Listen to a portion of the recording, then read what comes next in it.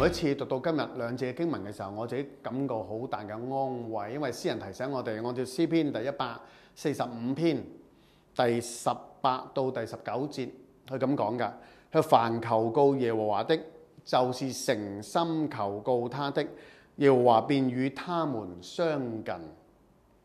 敬畏他的，他必成就他們的心願，也必聽他們的呼求，拯救他們。嗱，原來呢兩節嘅經文係一個好重要嘅應許。我哋耶和華上帝好好啊，佢應承我哋，如果我哋去呼求佢嘅時候，我哋向佢禱告嘅時候，只要我哋真心誠意嘅時候，佢就與我哋親近。嗱，原來禱告係我哋同耶和華上帝親近嘅一個好重要嘅生活嘅行為。所以弟兄姊妹，我哋好鼓勵弟兄姊妹喺晨早嘅時候，喺晚上嘅時候，喺平時嘅時間，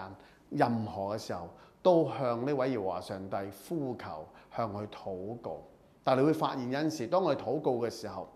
好似耶和華上帝冇聽我哋禱告。嗱，點解耶和華上帝唔聽我哋禱告呢？有陣時我相信係有幾種嘅情況之下，我哋嘅耶和華上帝係唔聽我哋禱告。第一，按照聖經所講，我哋呢個禱告唔夠真誠，我哋係咁意祈禱，唔認真、唔真誠、唔夠真心誠意。第二，我呢個禱告係妄求，係亂嚟嘅，唔係按照耶和華嘅心意、按照個旨意嘅範圍之下去禱告。第三，其實唔係耶和華上帝唔應承我哋禱告，而係時間未到。原來上帝嘅時間好多時同我哋人嘅時間係唔同㗎。第四，我認為有陣時我哋嘅禱告係同耶和華上帝所俾我哋嘅唔同。原來上帝俾一啲更加好嘅俾我哋，我哋以為求條魚係更加好。原來耶和華上帝話認為蝦對我哋更加好呢，或者蟹對我哋更加好呢。嗱，呢一個係同我哋諗法唔同㗎。有陣時另一種原因係我哋唔敢到耶和華上帝聽我哋祈禱，因為我哋係唔夠情詞迫切。